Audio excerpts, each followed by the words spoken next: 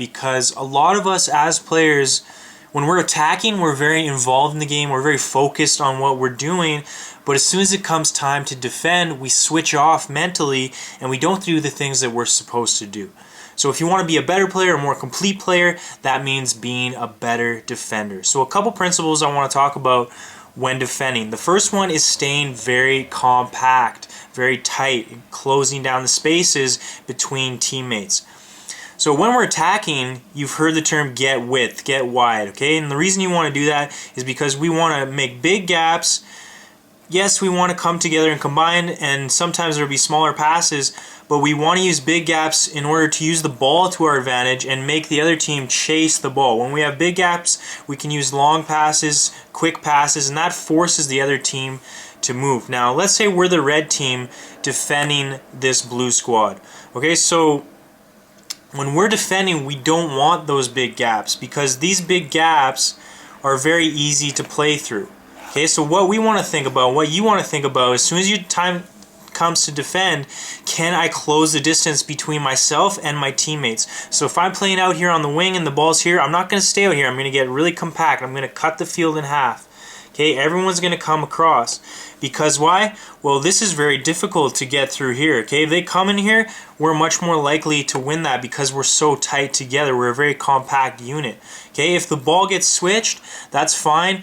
We're going to shift as a unit. Okay, these guys aren't just going to go and you're going to stay here on the side. No, everyone's going to come across. We're going to stay very compact and very tight, and this is very tough for teams to break down. Okay, you see this lots. Sometimes you'll see a team that's not as good technically playing against a very good team, or they're the underdog in the competition. Okay, and they play this very compact defense. Okay, they keep things very tight, and this gives the other team a very hard time. Okay, so you want to think about being very compact. Let's say you have the ball out here and your team is attacking. Let's get everyone up.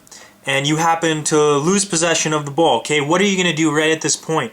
Well, you're going to press to win the ball. Then hopefully your teammates are coming across. Everyone's coming across. Cut the field in half. Get very compact, looking something like this. Okay, then as the ball shifts, if they go over the top, try to play out here, that's fine. We're all going to shift over, stay very compact, cut down the spaces, keep very tight, and work together. Okay, defending is all about working together. If you're working by yourself, it's very difficult to win the ball back. But when you have a team where everyone works together to make it very difficult for the other team, you're going to have much more success when it comes to defending. Okay, the next thing I want to talk about is closing down quickly or arriving at the right time. Okay, so first of all, when the opponent gets the ball, let's say you're defending as a forward, and yes, forwards have to defend. Let's say this guy gets the ball. Don't give him time to make a decision. Pressure him. Force him to make a decision. Force him to get his head down. And hopefully he's going to screw up. He's going to kick the ball up the field. You're going to win it, or he's going to pass it into a place where he shouldn't. We're going to win possession.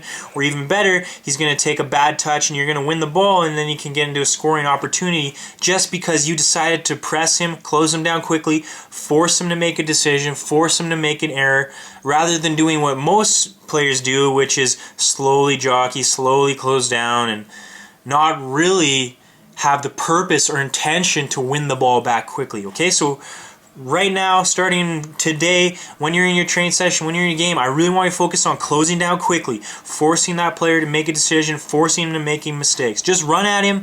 Yes, when you get a bit closer, you can slow down and jockey, but if you see that he's having a bad touch, close down quickly and try to win that ball back right away. Okay, the next thing I want to talk about is arriving at the right time. So if I know this pass is coming into here, this is going to be my job as one of these defenders or a holding midfielder, okay, or any position on the field. If you know that the ball is going here, you don't want to arrive after he's already received it. You want to be thinking, okay, I know he's going to pass there, so I'm going to try to arrive right on his touch, right as soon as he gets it, or even a second before. So this is really going to make him panic. He's going to have a bad touch, going to cough it up, and we can win it, or he's just going to panic and boot it up the field, and then we can gain possession and play.